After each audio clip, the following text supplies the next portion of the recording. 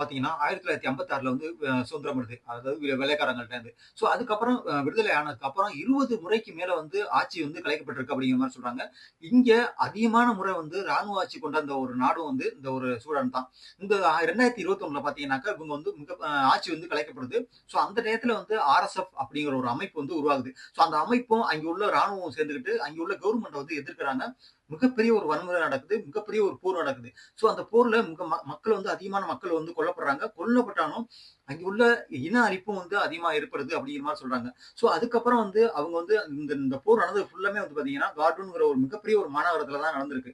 மே அ மே மாசம் 2023. 2023ல பார்த்தீங்கன்னாக்கா, அப்ப அங்க உள்ள ஐநா வந்து தலையிட்டு இது வந்து மக்கள் அதிகமா வந்து இறந்துட்டு இருக்காங்கன்னு சொல்லிட்டு, அவங்க வந்து மிகப்பெரிய ஒரு போர் நிறுத்த ஒப்பந்தத்த வந்து அறிவிக்கிறாங்க. ஸோ அறிவிச்சது கொஞ்ச நாள்லயே வந்து பார்த்தீங்கன்னாக்கா, இவங்க 2025ல எஸ்ஏஎஃப் அப்படிங்கிற ஒரு அமைப்பு வந்து உருவாகுது. ஸோ இந்த அமைப்பு வந்து உருவாகி, அங்க உள்ள மக்கள இவங்களும் அதிகமான வன்முறைகள வந்து ஏற்படுத்துறாங்க.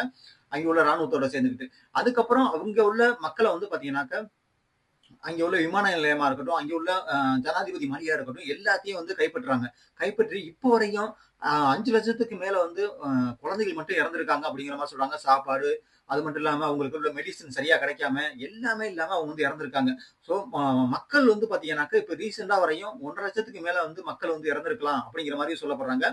ஸோ இதனால வந்து அங்க உள்ள மக்கள் வந்து இப்ப ஒரு 2, 3 வருஷமாவே வந்து 8.2 மில்லியன் மக்கள் வந்து அந்த ஊர்ல இருந்து வேற ஊருக்கு வந்து இடம்பெயர்ந்திருக்காங்க அப்படிங்கிற மாரி சொல்றாங்க.